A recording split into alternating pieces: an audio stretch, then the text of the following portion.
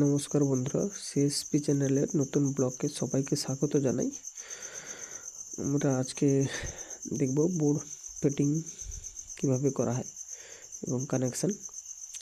আমরা সব ছোট ছোট তার টুকরো করে কেটে নেব এবং ওটার দু মাথা ভালো করে পাকিয়ে নিব যাতে তারগুলো ঠিকঠাক জায়গায় ঢোকে। এটা আমাদের 3 পিন সকেট, পরপর 4টা 1 ওয়ে সুইচ, তারপর 2টো 2 ওয়ে সুইচ।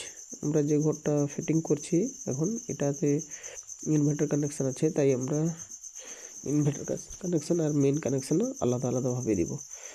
আমরা একটা সুইচে 2টো টুকরো তার নিয়ে লাগিয়ে দিয়েছি এবং দু মাথায় আর একটা তার নিয়ে এই আর একটা সুইচ থেকে আর একটা অপর একটা সুইচে লাগিয়ে দিচ্ছে যাতে প্রত্যেকটার সঙ্গে প্রত্যেকটা কানেকশান থাকে। আর এইভাবে ছোট ছোট টুকরো তার কেটেছি আমরা এই কারণে, যাতে কখনোই সুইচটা খারাপ হয় তাহলে আমরা যাতে ভালোভাবে চেঞ্জ করতে পারি। এই সুইচের নাটটা খুলছিল না, তাই আমরা এই সুইচটাকে চেঞ্জ করে দেব। আমরা একটা নতুন সুইচ এখানে লাগিয়ে দেব।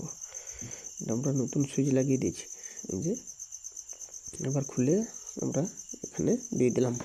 আমরা 2 ওয়ে সুইচে এই কানেকশানটা দিলাম না এই কারণে, যাতে এটা ইনভার্টার লাইন 2 ওয়ে সুইচে দিয়ে দেওয়া যায়। এটা আমরা 5 পিন যেখানে লাইভ লেখা থাকে ওখানে লাইভটা এনে সুইচে লাগিয়ে দেবো। নিউট্রাল পয়েন্টে নিউট্রাল ওয়্যার এসে ডাইরেক্ট লেগে যাবে। আর আমরা যেটা সুইচে কানেকশান দিইনি ওটা মেন লাইন ওইখানে ডাইরেক্ট লাগিয়ে দেবো। একসঙ্গে দুটো কাজ হয়ে যাবে আমাদের।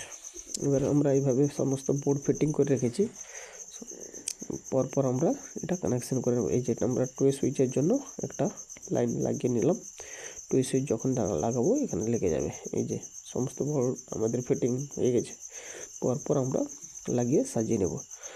তাই সমস্ত বন্ধুদের বলছি সবাই ভালো থেকো এবং আমার ভিডিওকে লাইক করো, কমেন্ট করো, যাতে আমরা আরও উৎসাহ